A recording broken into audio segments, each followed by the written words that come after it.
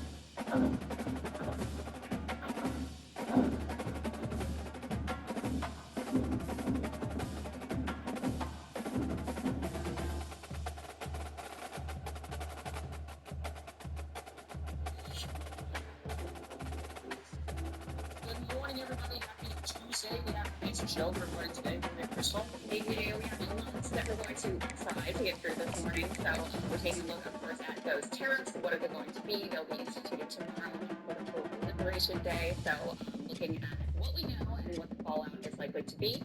Trump just pardoned a whole batch of fraudsters. The details are really quite stunning, so we'll get into that. Everybody from to a girl, well, I guess she didn't get a pardon, but her reaction was stupid. No charges filed, whatever. She got to Hunter Biden associate. That one is particularly gross. So I'll give you all the details there. Villa is also all over that one. Bibi is now saying that their plan for Gaza is Trump's plan, including ethnic cleansing. So, we are getting some clarity about the horrors that will be continue to be perpetrated in the Gaza Strip. Trump is threatening to bomb Iran, so that's cool and great and looking good. I'm taking a look at Iran's election lines and what they could mean. Magic here is going to join us to talk about the Stop Oligarchy tour and where it may be headed, where the party may be headed. And we had to put this in, but Elon, baby mama drama. Ashley St. Clair posted a video. They're going back and forth on Twitter. A little rumors involved, whatever. So simulated show. Yeah, it's just too good, right? So we can't look away. It's one of those things. I saw. Speaks to the character of the man who's running the country right now. Sure. Yeah. Right. Let's go ahead. Oh, by the way, happy April Fool's Day. Is this when you know actually you think April Fool's Day is still real? No. Just another day. He's gotta go to work. Youngest is obsessed with April. She loves Misty Mind. for her birthday. She asked for like a whole prank kid. Yeah, she loves pranking people. Yeah. Like little harmless stuff, you know. It's where Putting a fake snake on the bed or you become 23, you go to work, and you're like, oh, it's just it works. It's like if you didn't do the water cooler thing, you're like, that's really good. But make sure you are extra aware of what sort of news you're being fed today, because people do love on Twitter to like make some wild shit up. That is See who will believe it. So be on extra guard today for It's not even April Fool's. That's just a normal day on Twitter. Yeah. It's another normal day on Elon. True. Great question. So let's go ahead and get to these tariffs. We've got some new announcements or indications there from the White House. White House Press Secretary Caroline Levitt speaking on the topic. Let's take a listen. We have another big week. On Wednesday, it will be Liberation Day in America, as President Trump has so proudly dubbed it. We'll be announcing a tariff plan that will roll back the unfair trade practices that have been ripping off our country for decades. I'll let the president get into the specifics of the announcement, but he has a brilliant team of trade advisors. We have Secretary Bessent, Secretary Lutnick, like that. No exemptions at this time. Liberation Day, no exemptions. The line on this has probably changed about 15 different times from the White House. Trump has currently said he has settled on Liberation Day. On the plan, he says, I settled it. Liberation Day means that you will find out tomorrow. But that's basically what it is. We have got several We'll be different... liberated from our suspense. We will be liberated from our suspense. It could mean an across-the-board ring tariff, according to them. It could mean reciprocal tariffs. It could be, according to him, lesser tariffs. It could be every country. It could be 10 to 15 countries. Nobody really knows. That's why the stock market is currently in haywire. And yesterday, Dr. Dow was because of some of those comments there from Donald Trump. But the point is that this level of suspense and people being kept on their toes means that no matter what happens, you're going to see a major reaction. That was also the press avail in which he announced that they're closing the case on Signalgate soccer. So the brightest minds were convened in, Elon's Doge team got on it. They figured out the great mystery of how Jeffrey Goldberg's number got into Mike Walton's phone, and they're moving on. I am not yet allowed to reveal some of the things I know. So one day I will be allowed to reveal about some of the things that he has been saying behind the scenes. You will not believe some of the things and excuses that he has come up with. And it goes way beyond Elon's technical advisors at the White House getting to the bottom of case closed on this. It's genuinely some of the stupidest things I've ever heard in my life. Not yet allowed to say it, but I will get to it. The team. Right. Team for the future. I would, this is a problem with sources. They're like, tell you this stuff on the record, and it's so juicy. And you're like, come on, dude, let me say something, And then they're like, they can't do it yet, they're really, etc. So we'll get there. I'll hammer them anymore so I can actually. Okay, let's go to the next part here. This is on the Fox News confronting Caroline Levitt. Polling of this. Let's take a listen. Our new Fox News polling shows that people perhaps are concerned with how things are going. This is as of March 14th.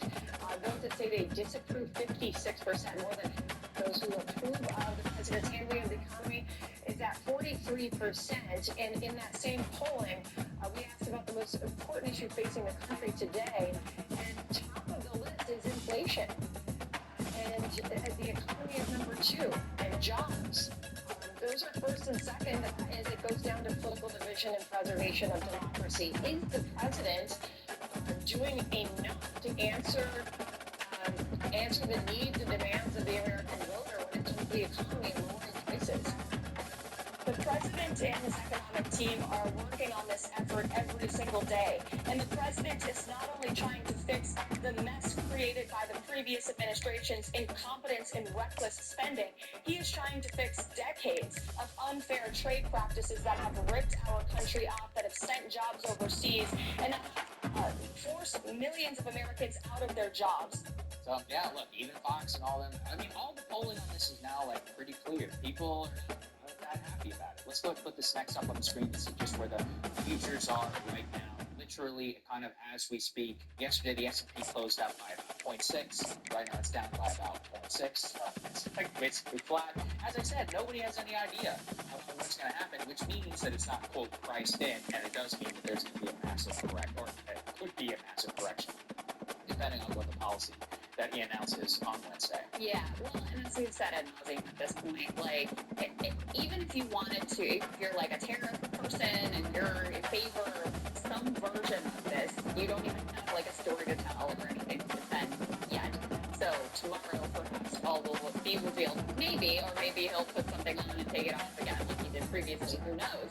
And I think it was Joe Weisenthal that made this point on Twitter yesterday, which is an important one, which is some of his explanations for why the tariffs are good are completely contradictory. So, for example, he'll talk about how it's going to raise all of this revenue. Tariffs are effectively, especially when they're across the board, effectively a regressive tax. So, they're going to raise all of this revenue for the U.S. Treasury and make our country super wealthy. But he'll also indicate that it's going to cause all of these jobs to come back, and we're going to reindustrialize America. Well, those two things don't really fit together, because if you're actually reindustrializing, then you're not getting the tariffs on the imports. So none of it really adds up. Not that I really want to even overthink it at this point, since we don't actually know what we're truly talking about here. But with regards to the politics of this, this is an extraordinary situation for Trump, where the economy is like his weakest. He has a number of issues of which the American people are not too happy with what he's been up to. But this is probably the biggest political liability for him. This is the area where he has turned what used to be a strength into one of his greatest weaknesses. And the other point that I saw made on Twitter yesterday, which I think is a good and important one too, is that even just the uncertainty of are they on, what are they doing, etc., has already caused a freeze in a lot of economic activity. Businesses who are, importing a bunch of goods in anticipation, who are freezing hiring, even just the uncertainty has an economic impact and takes an economic toll. As we saw, the estimate of GDP in the first quarter was 0.3% growth, which is extremely low. You even see it in some things like flight bookings from Canada to the U.S. have fallen off like 70%. So there's hit to the tourism industry as well from again tariffs and the sort of belligerent attitude vis-a-vis Canada and Mexico as well. So there's a lot of fallout from this even before the full tariff regime goes into effect. Well, where are they going to go? Winnipeg? All right, they'll be back. Just starting. But there's a big world out there. What? Okay. Since it's so close. Actually, no, that's going to be ours too.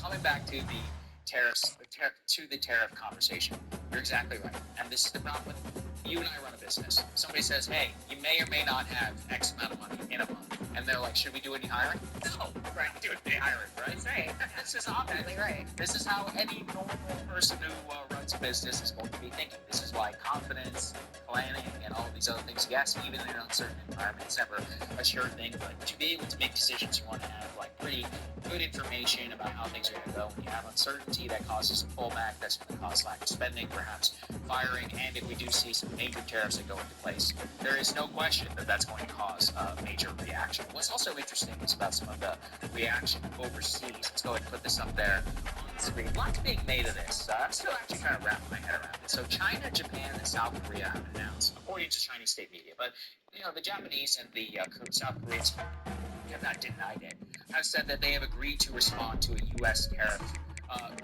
agreed to respond to U.S. tariffs. An assertion that Seoul has said is, quote, somewhat exaggerated, and that Tokyo is downplayed. However, it's one of those where they're talking out of both sides of their mouth. Now, we shouldn't say this is like some full-scale, joint, declaration between the three countries who all hate each other, if you will recall some of the Asian dynamics. But the issue does get to the purpose not only of trade and tariffs, but fundamentally about what are we trying to do here. And if what we're trying to do is reciprocal tariffs, which is if they charge us this and they charge us that, that I think speaks to some basic level of market fairness. The problem, as I keep saying, is that we have all these crazy justifications. It's fentanyl. It's not fentanyl. It's cars. It's not cars. It's U.S. cars. But some U.S. cars are actually made with a ton of foreign parts. you have not got to sell, and really the world, what is the future going to look like? When you have uncertainty, people look in different directions. So is this some full-scale, like, realignment against you? No, Japan and China are not allying any types to retaliate against the United States. But, sometimes, the whole enemy of my enemy is my friend thing, the Japanese, they're ruthless in their trading partners and their own tariff regime. You can go and look at some of the things that they do. How do you think that their government has propped up and has made their companies some of the most preeminent in the entire world? And it didn't happen by accident. So they know when you have some sort of existential threat, or even marginal threat, to their overall bottom line here, with these tariffs, they're going to have to look in a different direction. It's going to change their overall calculus and relationship with the United States. Now, I want to be clear, this is often used by neoliberals to say that we should never put tariffs on our, quote, allies. I think that's ridiculous. That's not what I'm saying at all. But I'm saying you have to have care and a plan and actual certainty. This goes for the consumer and for other countries as well. And that's my biggest critique here of the entire policy. Yeah, and nations around the world be foolish not to look at the way that he's handled already the relationship with Canada and Mexico in particular, and all of these threats. And there are tariffs that were put into place that, threatening economic war against Canada in order to annex them. They would be foolish to not look around and go like, okay, well, on our own, we don't have any prayer against the United States of America, which is a giant economy and really important to any number of nations around the world. We don't have a prayer. We need to figure out some sort of way to coordinate to have a chance of, effectively pushing back against whatever it is that Trump has in store for us. So it shouldn't be surprising when you see conversations like this, and the leaders of these three nations just had a meeting, and, so we don't know exactly what was said there. But the indication is there's at least somewhat of an opening to coordinating on some level. So that is, extraordinarily noteworthy here in terms of, what the world is going to look like going forward. Yeah, I'm curious too to see how it shakes out in the future, because the South Koreans and the Japanese also talked a really big game the first time around. Whenever there were tariffs that were put into place, Trump actually tried to put major tariffs on South Korea during the first term. Actually, yours truly wrote an article against that because I was like, it's a bad idea. We're in this whole thing with this whole North Korea situation right now. Why would we exactly want to be, having tension here with South Korea? Also, the thing is about South Korea and Japan, as people know, I hate Europe. But here's the thing, the Japanese and the South Koreans, they're good allies. They're tremendously economically important and viable to the United States. Not the Japanese, because they're literally constitutionally prohibited, are not allowed to spend on their defense. Look at the South Korean defense budget. Look also at they're not ideologically against us economically. They're good partners. They're dramatically important to the overall U.S. economy. And then broadly in the region, that is the most important region that's actually increasing its overall economic activity, its population, and its importance to America. And it gets probably 1/15 the amount of care that it deserves here in Washington. Probably not the people I would antagonize. At the same time, they certainly do have an imbalance in our trading relationship with the two. Here we're going to turn now to Donald Trump, asked here about what these small-scale tariffs, whether those were going to be in place. He's downplaying that, giving us, again, some peek into what it might be. Let's take a listen. How many times that you're planning? So they're expected to hit something like 10 to 15 countries. Is that right? Think that you can cost more than 10 or 15. So we heard that you were going to aim for that percentage. How many countries will be in that initial challenge? It's certainly all countries. So let's see what many countries are. 7, 15 countries, 10 to 15. Essentially, all of the countries are. We talk about all countries that not included. If you look at the history, you look at what's happened to us, you go to certain places, go to Asia, and you take a look at every single country in Asia, what they've done to the United States. By the way, in military and so on, you get that. Take a look at trade with Asia. I wouldn't say anybody is treated as fairly or nicely. And we already treat them. We're going to be much more generous to them in terms of harm. We're going to be much more generous than they were to us. So, yeah, you can take that for what you want. Let's go ahead and put this up there on the screen. From Jeff Stein, he says Donald Trump is described by several sources as pushing big with tariffs. He's described as the federal universal rate as high as 20%. Described as wary of advisors trying to talk him down and weaken his trade agenda, which he believes limited the tariff impact of his first term. Thinks tariffs are a win-win for federal revenue and bringing back manufacturing. Is thinking of transforming the U.S. economy in terms of decades more centuries, sources said, rather than the next few months. It's one of those where I'm sad, you can make this case. I think you could make a probably good case. Many people would stick with you, although in a consumer society it might be a little bit difficult. But I just keep coming back to it's just about the communication and the chaotic nature of the way that of this is being put into place will significantly pose a major risk, not only to your political chances, but let's be honest here, even if you do announce some sort of major tariff, what confidence would any of us have that that's actually going to remain in place? And that gets to that uncertainty with the business. If I was a business, I would just sit there and wait it out. I'd be like, okay, shut it down. Let's see what actually happens. And of course, that will have big ramifications, but it's probably better than paying some crazy tariff or something, especially if you know that it's going to go away in a few weeks, or at least if you have relative confidence. Yeah, or even wait it out, like, okay, this guy's going to be in office for a few years, and then we're very likely to get a different president, probably. And then, the regime will completely change again. So, yeah, we can just wait it out, like, put our heads down and muddle through the next few years, and then see what comes out on the other side. So, I think that's all very possible. Also, we can put Joe Weisenthal's piece up on the screen here, this A6 and A7, who has 8 different thoughts about, what these tariffs really mean. And one of the things he's pointing to here, Liberation Day isn't a binary event. That's kind of what I was referring to before, where already all of they're on, here's what we're doing, no, we're not doing that, no, we're going big, no, it's going to be just a few countries. All of this has already created problems. Let's go to the next piece as well. He also talks about the fact that he's making a case here that when economies become rich, then they're capable of building those complex things. And so if you're trying to go back to reindustrialize like sort of simpler process, then that might not be the direction you want to go in. I don't fully agree with that because I do think, for me, I think there's a targeted tariff approach that is logical and is beneficial. We all saw during COVID how detrimental it was to our safety, health, and security, that so much of the supply chain was overseas, so that there were basic medical supplies we couldn't produce here. Also in terms of supply chain fragility, like it was a disaster. So there is a tariff scheme that I would support, but the whole across the board situation to me is insane. And then the last point that he also makes is that even if your goal is reindustrializing, like these things are very interconnected, and it's very difficult to game out what impact it's going to have. So, for example, oil companies have reduced output because they're concerned about the price of some of the electrical components that they need in terms of their process.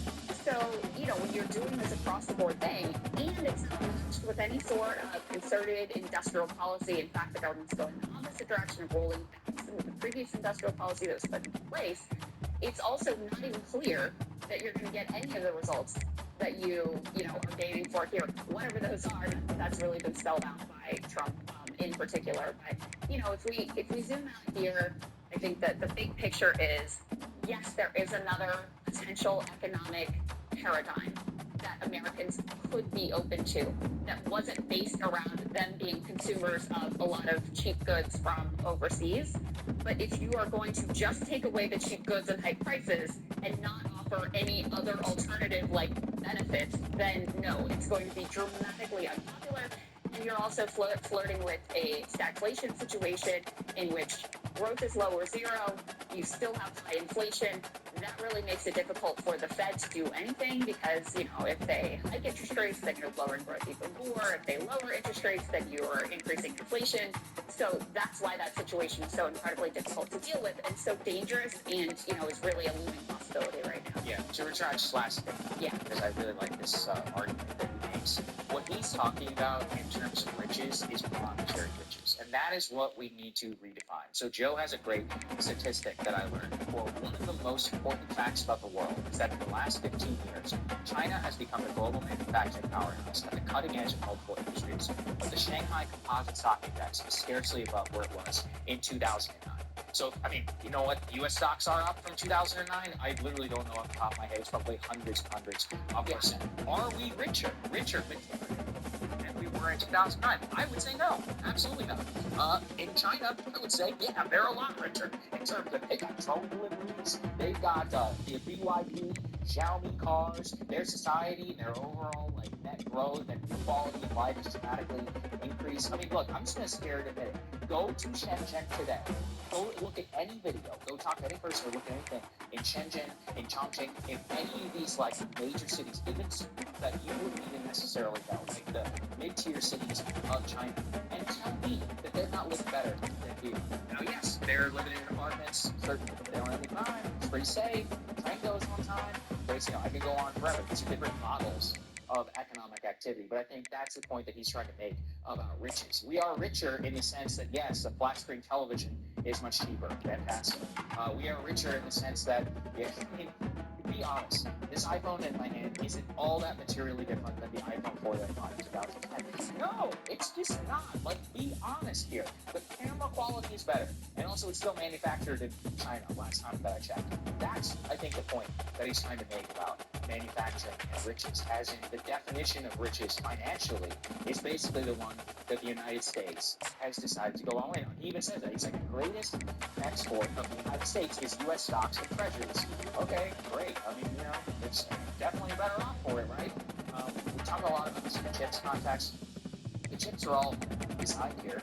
What does that thing say whenever you open your Apple box? Designed in Cupertino, California. Why does it say designed? Because it's designed here, it's manufactured somewhere else. Tell me who has the power. Who's actually materially richer? Well, I think it's that. not only Yeah. that, but those high-end design and pushing the tech frontier. It's not like we're maintaining our edge there. It's we're at that competitive level with China, and I think increasingly they're surpassing us in terms of like the leading edge of transformative, future-oriented tech is increasingly coming out of China. So, the bet that we made that we could keep this the sort of like high end, like, design in Cupertino and keep the low end manufacturing there, well, it turns out if you are the one manufacturing the products, and also if you have a government that's been very committed to investing in research, investing in technology, trying to push their country in that direction, then you have a huge advantage in terms of innovating for the future. Meanwhile, companies have grown into these giant monopolies, in many ways complacent, in many ways much more focused on how to game the stock market and like give themselves stock buybacks and do financial engineering than they have been on genuine innovation. I don't want to erase the genuine innovation that has been going on. We obviously have these LLMs that are leading edge coming out of American companies from American investment, etc. But if you look across the board, I mean, certainly in the EV realm, China's kicking the ass of every American car company is not really even close.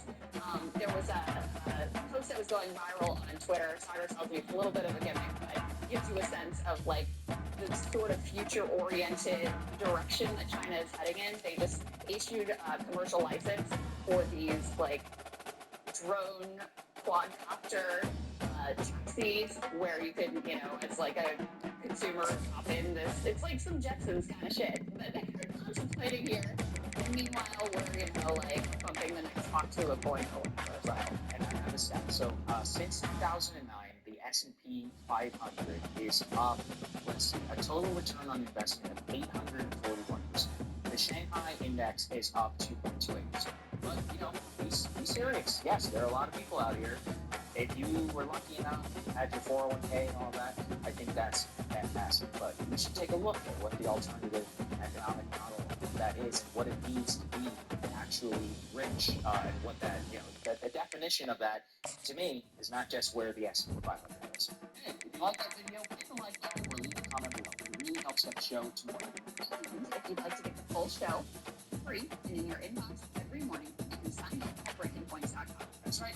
Also, helps support the future of Scott.